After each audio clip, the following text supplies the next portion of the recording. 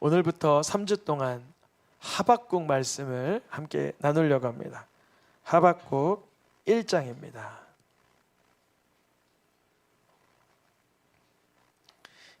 1절에서 4절까지 한 절씩 읽겠습니다. 선지자 하박국이 묵시로 받은 경고라. 여호와여, 내가 부르짖어도 주께서 듣지 아니하시니 어느 때까지리이까? 내가 강포로 말미암아 외쳐도 주께서 구원하지 아니하시나이다.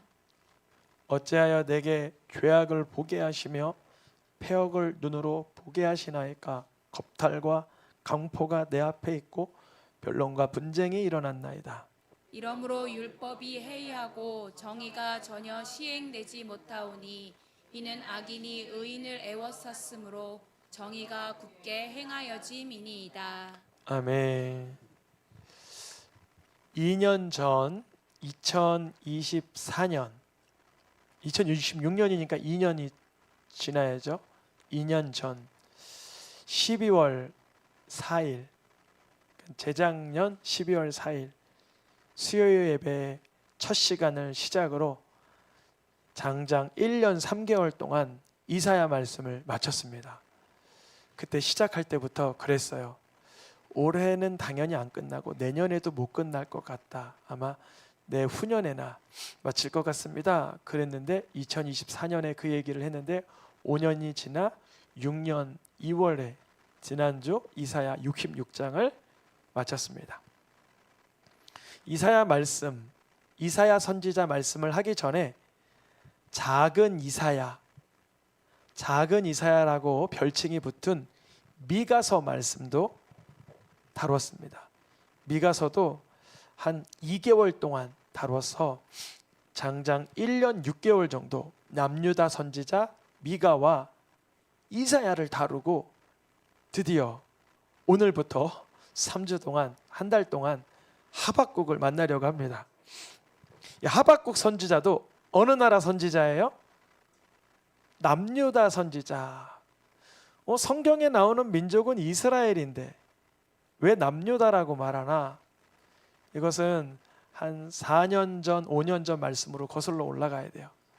그때 우리 다윗의 길, 여로보암의 길을 다루면서 우리가 다윗의 자손 예수 그리스도로부터 시작하여서 이스라엘 민족이 다윗 왕 때까지는 이스라엘이었지만 그의 아들 솔로몬 때를 지나 그가 하나님 앞에 범죄하여 북이스라엘과 남유다로 나뉘고 북쪽 이스라엘은 일찌감치 히스기야 왕 때 북쪽에 호세아 왕이 다스릴 때 아수르에게 멸망을 당하고 남유다는 그 이후에 대략 한 150년 정도 명맥을 유지는 했지만 586년에 남유다도 멸망이 찾아오는데 그때 남유다의 선지자들 이사야도 미가도 오늘 하박국도 하나님의 말씀을 받아 멸망되기 전에 하나님의 말씀을 깨닫고 믿으라 회개의 요청과 하나님을 신뢰하자는 요청을 했던 거예요.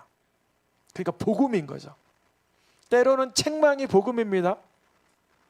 책망이 복음이에요. 어떠한 때는 위로가 복음이죠, 물론. 그러나 어떤 일본의 깡패 그분이 그러시더라고요. 깡패의 딸인가 그랬는데 그분이 왜 이렇게 당신이 예수님을 뒤늦게 믿어 안타까워하냐? 어렸을 때 혼나본 적이 없는 거예요. 깡패 부모니까 늘 나쁜 짓을 하면 뭐라 그래요? 잘했다 그러는 거예요. 근데 그가 어느 날 교회 갔다가 된통 책망받고 된통 호통받고 죄가 뭔지 깨달은 거예요. 그래서 눈물 쏟고 예수님을 만난 거예요. 그러니까 물론 때론 위로가 필요하죠. 그러나 어느 때는 책망의 말씀, 징계의 말씀도 필요하다라고 선지자들이 외치고 있는 거예요.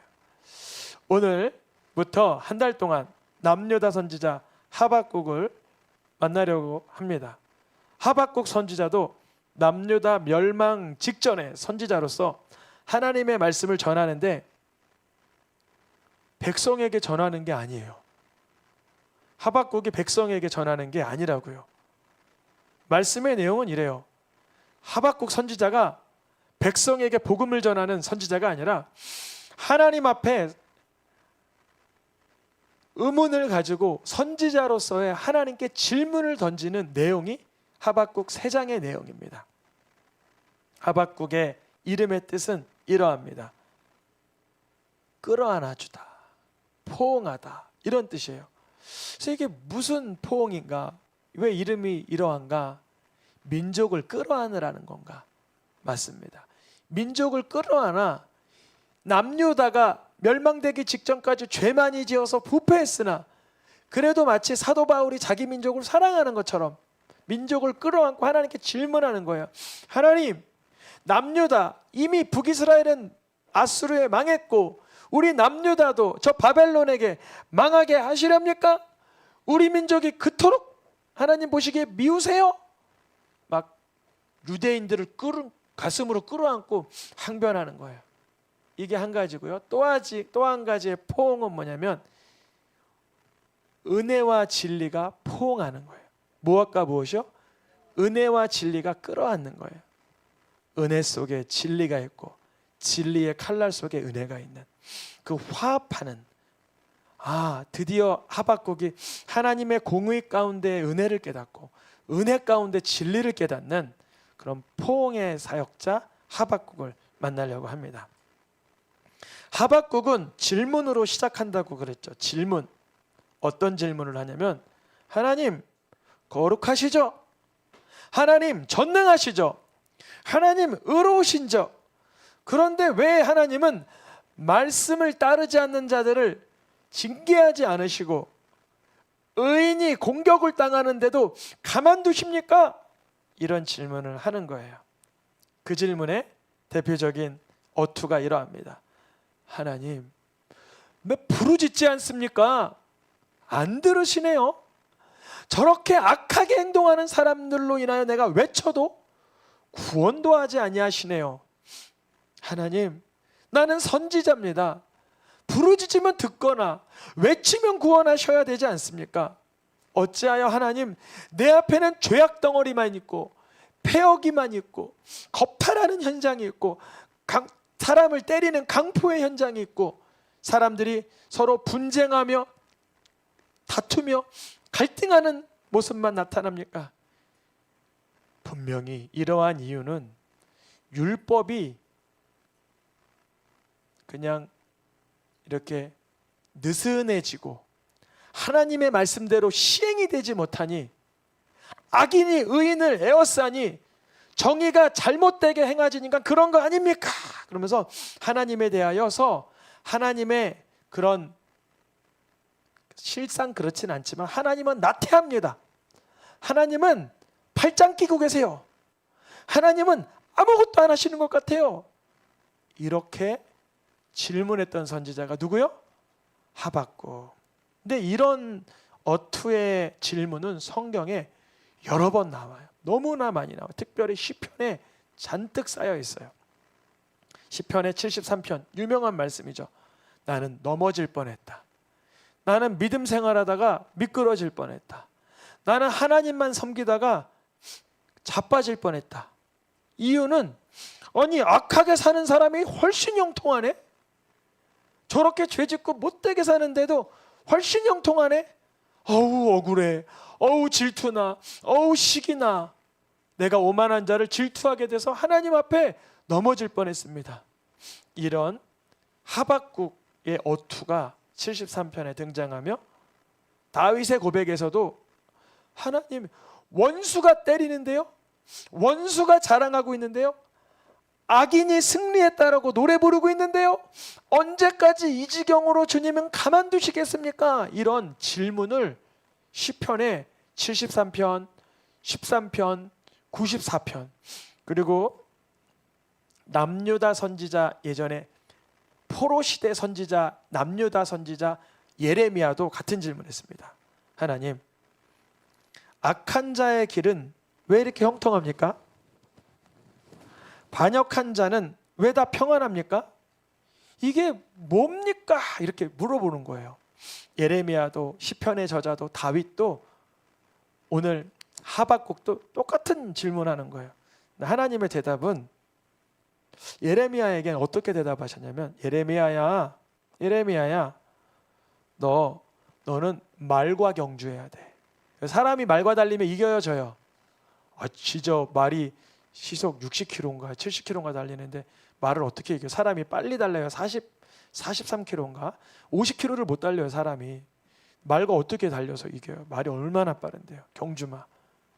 그런데 너가 인간관계 속에서 가지는 그 애통, 그 불미스러운 믿음의 갈등을 버리라는 거예요. 왜냐하면 그래야만 하나님 앞에 크게 쓰임 받는다는 거예요. 그러한 내 의문부호가 창궐하는 순간에도 하나님을 신뢰하라는 거예요. 아주 어려운 부탁이긴 하죠. 다윗도 그가 생애 가운데 가장 힘들 때 하나님 앞에 이런 대드는 기도를 하죠. 어찌하여 날 버리셔요? 하나님 내게 기름 부어 이스라엘의 왕 삼는다고 했는데 날 왜 버리세요? 그래요. 다윗의 고백이에요. 자기 왜 버리냐고. 우리들이 항상 이런 기도하는 건 아니지만 간혹 너무 인생이 괴롭고 쓰라리고 아플 때 이런 마음이 들죠. 그럼 하나님의 아들이신 예수님은 이런 기도에 경험이 없으신가? 예수께서도 하박국과 같은, 다윗과 같은 하나님 아버지여 어찌하여 날 버리셨나이까. 그래서 인간의 최고의 슬픔과 최고의 고난은 사실 이 부분이에요. 물론 사랑하는 사람을 떠나보내고 내 건강에 이상이 발견되고 경제적으로 파산을 경험하면 물론 힘들겠죠. 근데 가장 힘든 것은요, 하나님의 임재가 떠나는 거예요. 성자 예수께서는요, 성부 하나님과 언제나 함께 했는데 예수님께서 십자가를 질 때만큼은 아버지 하나님께서 볼 수가 없는 거죠. 그러면 예수님께서는 하나님의 임재, 아버지의 성삼위 하나님의 임재 가운데서 그 버림받음의 영적인 가장 크나큰 충격을 경험하시는 거죠. 예수님의 죄 때문에가 아니라. 그러니까 예수님이 여기서 고백한 어찌하여 날 버리셨나이까 라는 질문은 사실은 다윗의 고백과는 그 질감이 다르죠. 그 뉘앙스가 너무 다르긴 하지만 다윗은 자기의 죄 때문에, 자기의 무기력함 때문에, 다윗은 자기의 허망함 때문에 이런 고백을 했는지 몰라도 예수님은 죄인들을 위하여 죽어가시면서 이 끔찍한 하나님과 분절나는 경험을 하셨다는 거예요. 그러니까 하박국의 오늘 1장 1절 2절의 질문은 우리의 신앙생활과 동떨어진 질문이 아니라 아주 밀접한 질문이에요. 근데 하나님이 그런 하박국을 타박하지 않으셨어요. 닥달하지 않으셨어요. 그러니까 우리 성도님들도 중요한 질문입니다. 하나님 어디 계세요? 라는 질문을 하셔야 돼요. 뭐하고 계세요? 라는 질문을 하셔야 된다고요. 어제도 별일 없었으니까 오늘도 별일 없겠지. 하나님은 늘 별일 없는 분이야. 이건 믿음 없는 고백이에요. 차라리 오늘 위기와 중대한 선택의 기로에 있을 때 하나님 어디 계십니까? 선과 악 사이에, 정의와 공의 사이에 주님은 어디 계십니까? 라고 물어보셔야 돼요. 하나님께서 하박국에게 대답을 해주십니다. 하박국아, 너 아마도 놀랄걸? 또 놀랄걸? 누가 너희에게 말해도 믿지 않을 정도로 놀랄 거야. 그러시는 거야, 하나님께서. 그래서 뭐 어떻게 놀란다는 것인가? 하나님의 방법이 뭐냐? 하나님께서 얘기해 주시는 거야. 하박국아, 들어봐라. 이제는 정말 사납고 성급하고 아주 그냥 표본북 다 빠르고 그냥 이리부다 싸나운 민족을 일으킬 거야. 에? 하나님 갑자기 무슨 얘기하는 거예요? 하박국이 그랬을 거야. 그들은 마병을 끌고 오는데 독수리가 먹이를 낚아채는 것 같이 그렇게 할 거야. 그들은 어마어마한 강포를 행하러 하는데 왕들은 깔아뭉개고 백성들은 손가락질하며 모든 사람 앞에 다 범죄를 행하는 그러한 민족일 거야. 그 민족을 통하여 내가 심판할 거야. 하나님께서 그러시는 거예요. 하박국의 질문과 좀 부딪히는 대답을 주시는 거예요. 하박국의 질문은 뭐였냐면 왜 죄인들을 냅두시고 의인들을 우대하지 않으세요? 이걸 물어본 건데 하나님은 반대로 더 강력한 죄인을 보내서 그 죄인들을 심판하실 거야. 그러신 거예요. 너무 이상하잖아요. 왜 죄인을 죄인으로 심판하지? 하박국이 일단 대답은 해요. 하박국이 뭐라고 대답하냐면 그래요 하나님, 심판하기 위하여 그들을 두셨나 보죠. 징계하기 위해서 그들을 세우셨나 보죠. 뭐 그럴 수 있죠. 잠언에도 써 있잖아요. 악인도 악한 날에 적당하게 쓰임을 받는다고. 그런데 하박국이 돌아보니까 또 속에서 막 꼬이는 마음이 올라오는 거예요. 아니 근데 어찌하여 거짓된 자를 방관하고 악인이 자기보다 더 의로운 사람을 삼키는데 아직도 방관하시고 잠잠하시며 왜 힘없게 벌레같이 짓밟히게 하는데 왜 또 죄인들을 쓰신다고, 더 악한 자를 쓰신다고 하는 거예요? 여러 나라를 무자비하게 멸망시키는 그런 민족을 하나님이 쓰신다는 게 옳습니까? 옳습니까? 그러는 거예요. 하박국의 머릿속에서는 하나님은 선하시고 의로우신데 왜 그런 악랄한 바벨론과 아수르와 바사와 페르시아와 같은 나라를 통하여 또 무자비하게 백성들을 괴롭게 하는 걸 옳습니까? 그러는 거예요. 하박국의 개념은 이거예요. 선을 행하면 복을 받고 악을 행하면 즉각 심판받고. 이 구조가 선악 구조의 인간의 양심이 추구하는 방향인데 왜 하나님은 악을 통하여 악을 징계하고 또 악을 통하여 때로는 의인들을 연단하시냐 말이죠. 그래서 하박국이 이제 다음 시간에 할 내용인데 내가 할 말 다 했다. 하나님 읽어보겠습니다. 내가 내 파수하는 곳에 서며 성루에 서리라. 하나님께서 내게 무엇이라 말씀하실는지 기다리고 바라보며 나의 질문에 대하여 어떻게 대답하실는지 보리라. 하박국 선지자가 우리의 의문부호를 대변해주는 선지자였던 거예요. 우리의 삶 속에서도 우리가 정말 이해할 수 없는, 감당할 수 없는 이상한 사건들이 있다는 거예요. 그때 하나님은 어떻게 대답하시는지 보리라. 그 대답의 내용이 바로 다음 시간의 내용입니다. 그 다음 시간에 주님 뭐라 그러시냐면 같이 찾아보겠습니다. 2장 4절 시작. 보라 그의 마음은 교만하며 그의 속에서 정직하지 못하나 의인은 그의 믿음으로 말미암아 살리라. 즉 하나님에 대하여 그런 질문을 가지는 거야. 인간이기에 어쩔 수 없지만 그 순간 하나님을 신뢰해야 된다는 거예요. 만약에 하나님을 신뢰하지 못하면 더욱더 교만하여져서 정직하지 못하여 자기를 돌아보지 않는데 자기를 돌아보는 자들은 하나님을 신뢰함으로 살아간다는 거예요. 결국은 하나님은 바벨론을 쓰시든 아수르를 쓰시든 더 악랄한 표범과 같은 이리떼와 같은 독수리가 먹이를 낚아채는 것 같은 더 악랄한 민족을 쓰시든 이런 모든 풍파와 거대한 하나님의 그 스토리를 이어가심을 통하여서 읽어보겠습니다. 이는 물이 바다를 덮음같이 여호와를 영광을 인정하는 것이 세상에 가득함이라. 하나님께서 일하시는 바 아수르, 바벨론, 메테와 바사와 페르시아와 바사가 페르시아죠. 페르시아와 그리스, 헬라 그리스와 로마 시대를 지나 중세와 근대와 현대를 지나오며 수많은 전쟁과 1차 세계대전, 2차 세계대전, 수많은 풍파와 지진과 우리가 머리로는 상상할 수도 없는 충돌과 격변과 지각의 흔들림이 있었으나 이 모든 과정을 통하여 주님의 영광만이 드러나게 하신다.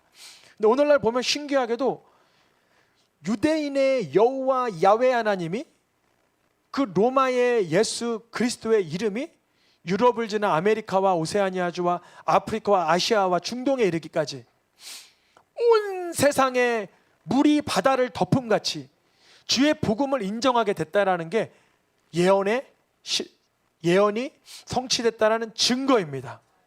하박국이 처음에 자기의 질문을 다시 입으로 쑥 담고 뭐라고 말하냐면 놀랐습니다. 읽어보겠습니다. 여호와여 내가 주께 대한 소문을 듣고 놀랐나이다. 여호와여 주는 주의 일을 이 수년 내에 부응하게 하여 주옵소서. 이 수년 내에 나타내옵소서. 진노 중에라도 누구를 향한 긍휼이냐면 이제 자기 자신. 하박국이 아까 전엔 자기는 의인이라 여기고 왜 죄인들을 그렇게 냅두시나 의인들을 압박하시나 했는데 이제 하나님의 이야기 속에 들어가면 들어갈수록 뭘 깨닫나? 사실 내가 죄인임을 깨닫는 거예요. 하나님의 진노 가운데 긍휼이 필요한 자가 나라는 걸 깨닫는 거예요. 그래서 함부로 저 사람을 왜 심판하지 않아요? 왜 저런 악인을 가만둬요? 이런 말을 할 수도 없게 되는, 그 다음엔 하나님께 찬양을 올려드리게 됩니다. 읽어보겠습니다. 나는 여호와로 말미암아 즐거워하며 나의 구원의 하나님으로 말미암아 기뻐하리로다. 어마어마하죠. 첫 번째 1장 오늘 본문과는 전혀 다른 색깔, 전혀 다른 분위기, 전혀 다른 그 향취가 느껴지지 않아요? 하박국이 주님 앞에서 해소받은 거예요. 이걸 왜 하박국이 선지서로 남겨놨을까요? 그 이유는 남유다 말기의 나라의 멸망의 현장 속에 예레미야도 그런 질문을 했는 것처럼 수많은 백성들은 이건 똑같은 질문을 했을 거예요. 그래서 하박국이 얘기해 주는 거예요. 나도 그러한 의문부호를 100개 가지고 있었다. 그런데 하나님의 임재 가운데 들어갈 때 주님의 기뻐하게 하심으로 회복됐다라는 걸 일러주는 것입니다. 우리가 앞으로 2시간 더 이 하박국을 다루게 될 텐데요. 짧죠? 우리 성도님들의 의문부호들이 신랄하게 주님 앞에 토로되시고 해결받으시길 축복합니다. 침묵함으로, 과묵함으로 암담하게 내버려 두는 건 오히려 불신앙이에요. 주님 앞에 내 속에 있는 것을 통해자복함으로 오픈하셔서 하나님 앞에 응답받기를 축복합니다.